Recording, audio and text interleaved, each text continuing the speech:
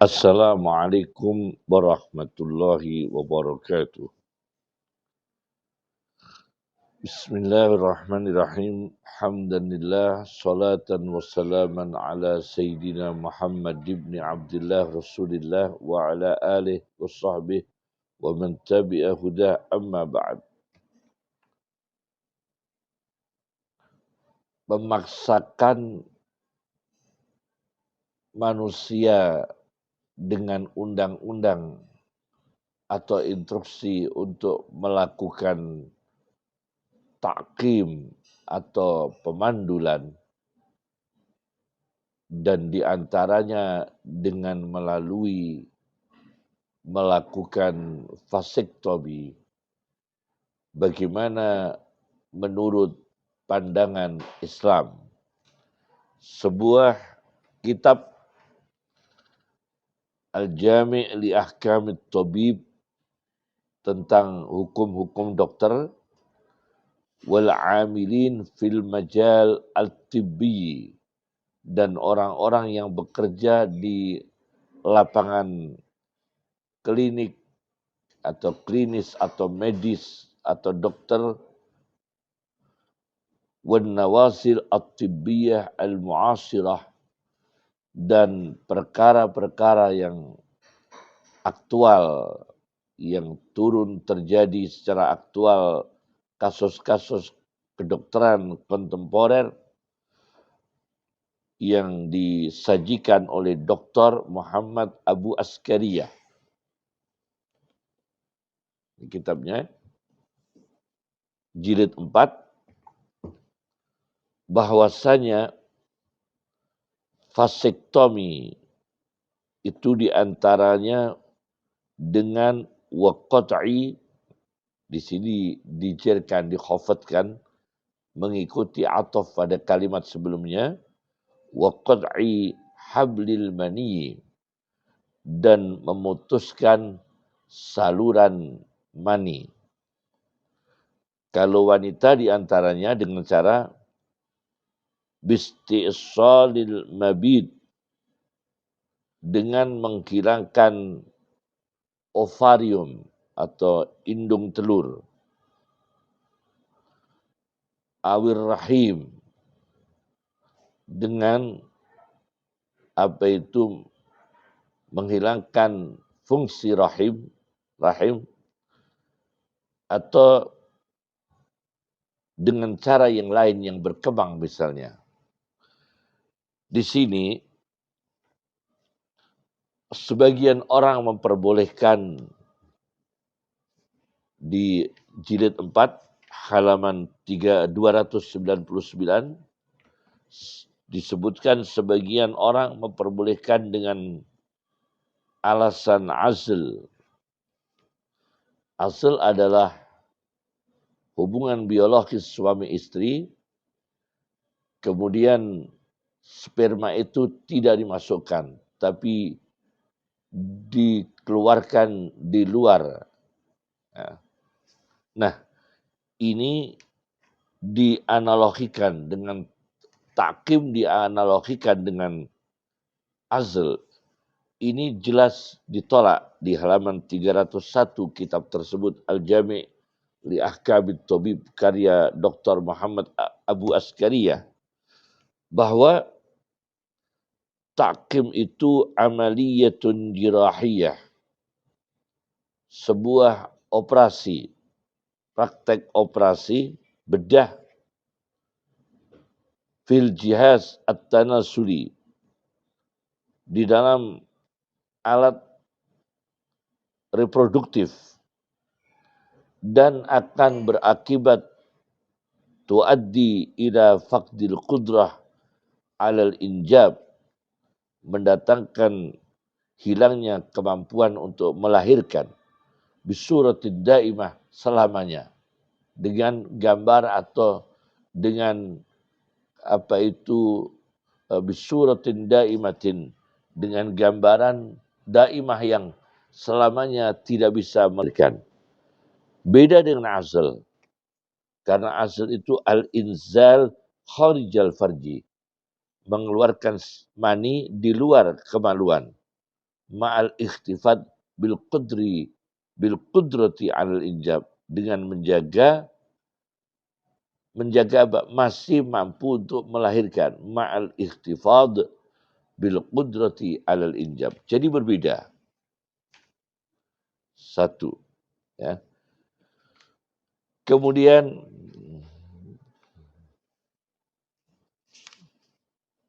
kedaruratan, misalnya kedaruratan adanya penyakit genetika, al-amrad al-wirasiyah. Nah, karena kekhawatiran adanya penyakit genetika yang menular dari orang tua ke anak, maka orang tuanya dilakukan pemandulan misalnya atau ta'qim. Nah, misalnya ini alasannya, ya, itu dilihat kedaruratannya. Tidak hanya mencurigai, memperkirakan, kemudian melakukan takim, steril atau vasektomi. Itu tidak boleh gegabah.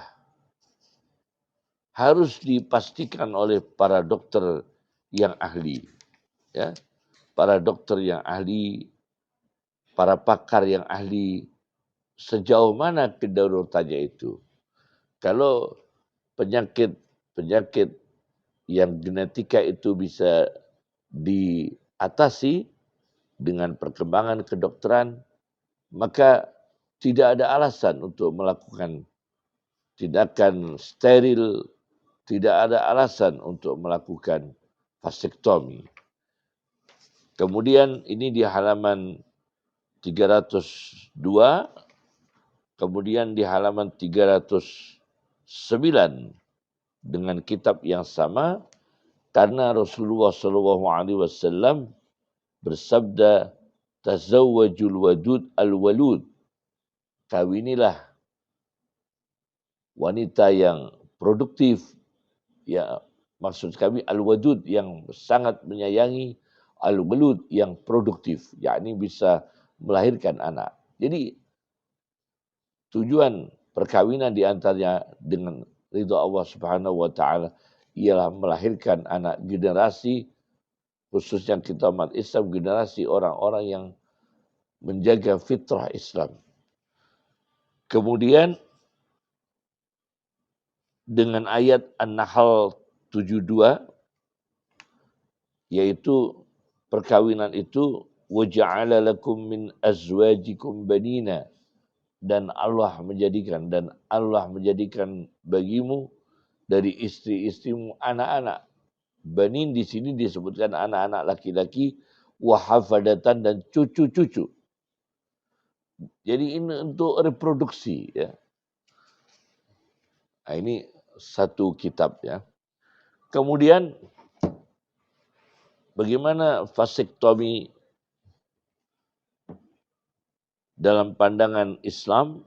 Ada sebuah kitab Al-Mawsu'ah Al-Fiqhiyah At-Tibbiyah, ensiklopedi fikih kedokteran, Dr. Ahmad Muhammad Kan'an, terbitan Darun Nafais.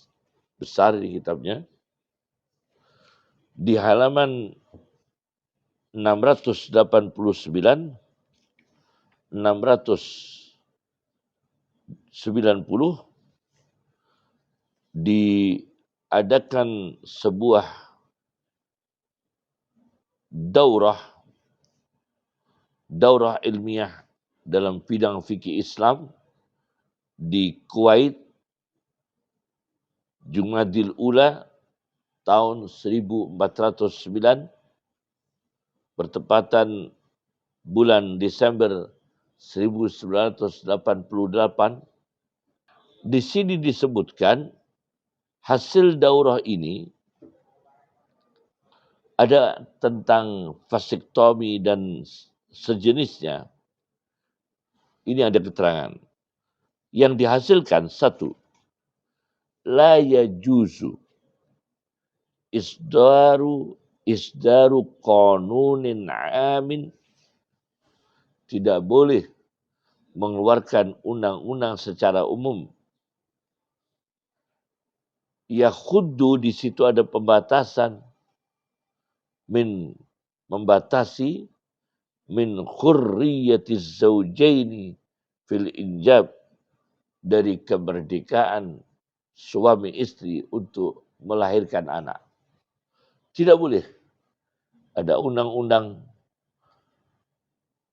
membatasi, mengekang, ya, apalagi intimidasi. Tidak boleh suami istri melahirkan anak. Apalagi kalau itu ada ancaman, kalau tidak melakukan vasektomi tidak mendapatkan bantuan sosial. Kalau tidak melakukan vasektomi tidak dapat santunan. Kalau tidak melakukan vasektomi tidak mendapatkan subsidi. Ini tidak boleh. Ini sudah pernah dilakukan di kajian internasional di Kuwait tahun 1409 bertepatan 1988. Hasil yang kedua, yahrumu 'ala ar-rajuli wal mar'ati isti'salul qudrah 'alal ijab.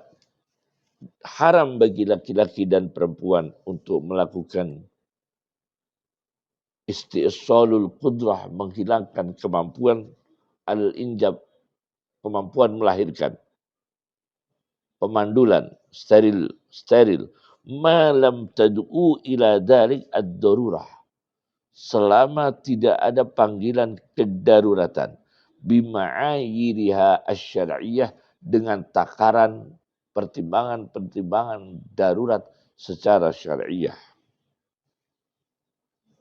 Yang ketiga, yajuzu tahakkum al-mu'aqqad bil injab. Boleh melakukan tahakkum, yaitu pengekangan, pencegahan waktu sementara jangan melahirkan. Karena apa? Karena ada kekhawatiran secara medis, biqasdil muba'ada baina fataratil hamli, dengan tujuan untuk menjaga jarak jauh antara masa-masa kehamilan. Au iqa fihi, atau menghentikan kehamilan limuddatin mahdudah, pada waktu yang dibatasi, minaz zaman idza da'at ilaihi hajah, karena ada hajat yang terpaksa itu dilakukan. Tidak boleh hamil sementara dengan keputusan dokter yang ahli. Nah, itu boleh.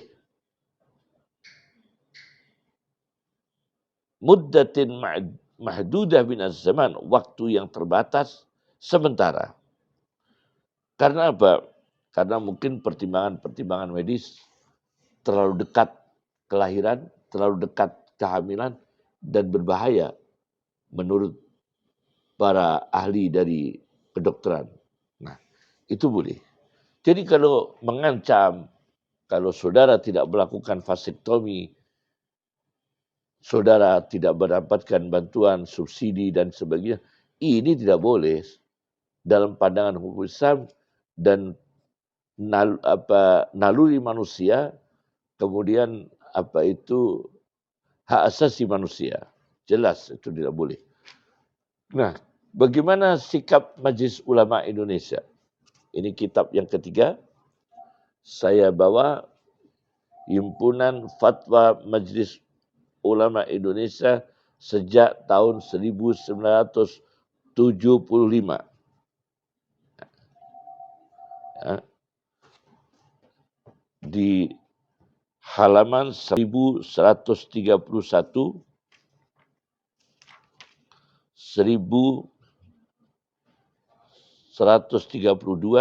1133, 1134.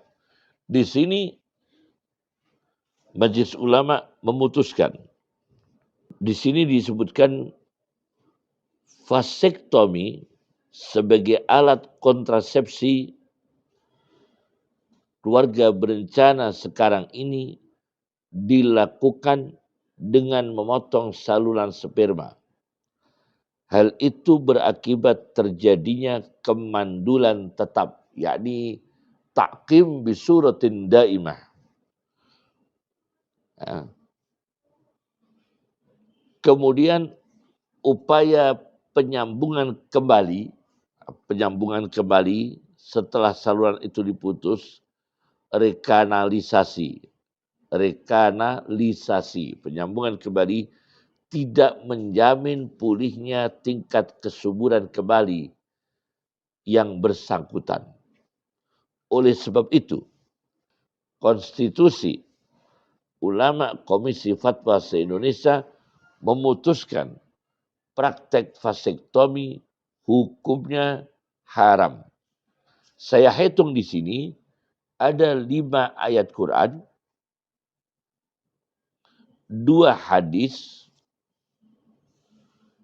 1 kaidah usul fikih, 1 kaidah fiqhiyah, kaidah fikih, yang terakhir dengan penjelasan Profesor Dr. Farid Anfasal Muluk. Nah, ini yang menjadi acuan vasektomi diharamkan oleh Majelis Ulama Indonesia. Saya ulangi, dengan 5 ayat, 2 hadis, 1 kaidah usul fikih, 2 kaidah fiqhiyah, ya, yang terakhir dengan penjelasan Profesor Dr. Farid Anfasal Muluk dari Fakultas Kedokteran Universitas Indonesia. Nah, maka saya ambil di antaranya adalah beliau mengangkat ayat yaitu wala taqtulu auladakum khasyata imlaq. Ya. Dan janganlah kalian membunuh anak-anak kalian karena khawatir kefakiran atau kemiskinan. Kemudian ada lagi yaitu dengan hadis, ya, dengan hadis Rasulullah Shallallahu Alaihi Wasallam melarang wa'dil banat, ya, mengubur anak perempuan hidup-hidup. Artinya tidak alasan untuk melakukan vasektomi steril tanpa kedaruratan yang ditetapkan oleh para ahli medis dan sesuai dengan standar syariah kedaruratannya dan dikonsultasikan oleh para ahli medis, sepengetahuan para ahli medis, yaitu para dokter yang ahli. Oleh karena itu, maka vasektomi hukumnya dilarang dan diharamkan.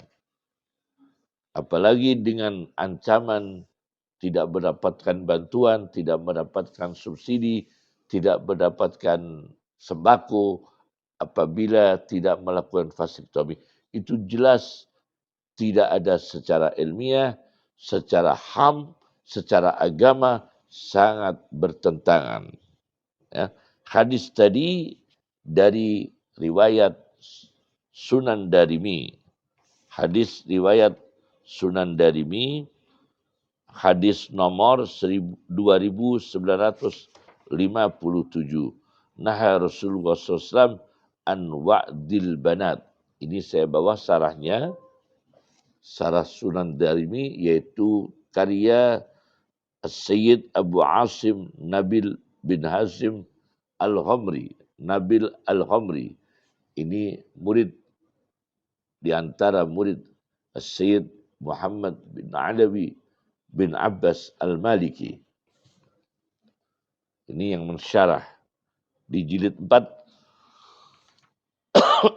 halaman 267, 268, 269, 270. Nah, jadi jelas ya. Cukup dari kami. Assalamualaikum warahmatullahi wabarakatuh.